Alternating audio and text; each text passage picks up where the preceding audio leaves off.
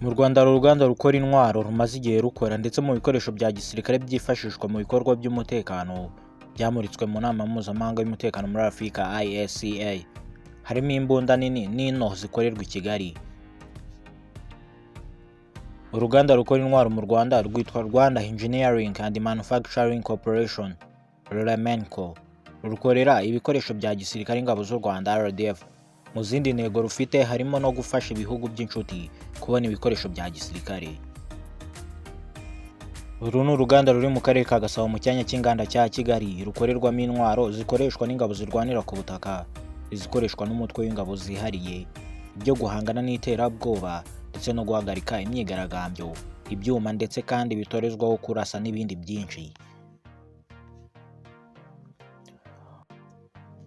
Uru ruganda nyarwanda kandi rukora ibikoresho bya gisirikare ku bufatanye n'uruganda rwa Israel rwitwa IWI ndetse zemewe gukoreshwa ku rugamba. Magingo zikoreshwa n'ingabo z'u Rwanda ndetse n'iza Israel.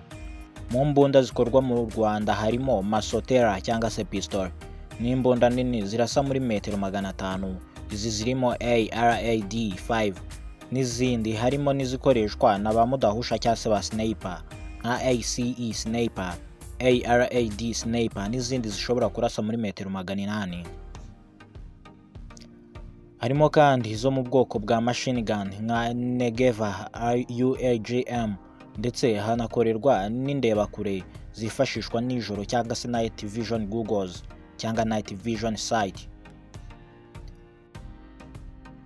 Byinshi mu bice bigize zino mbunda bikorerwa mu Rwanda uretse nk'amasasu, ububiko bw'amasasu magazine ndetse na lens, bino bitumizwa hanze y'igihugu. Uretse kandi intwaro zikorerwa mu Rwanda zamuritswe muri ino nama mpuzamahanga ya Afurika, harimo izigezweho zikorerwa muri Turukiya, mu Misiri ndetse n'ahandi. Nubwo ngo noneho umusozi w'ikiganiro nagutegura njye kikugezaho nitwa Uruganda Rukora. Nimba wari mushya ntugende udakanze subscribe. Duhere mu kiganiro gikurikira. Amahoro y'Imana akomeze kubana namwe mwese.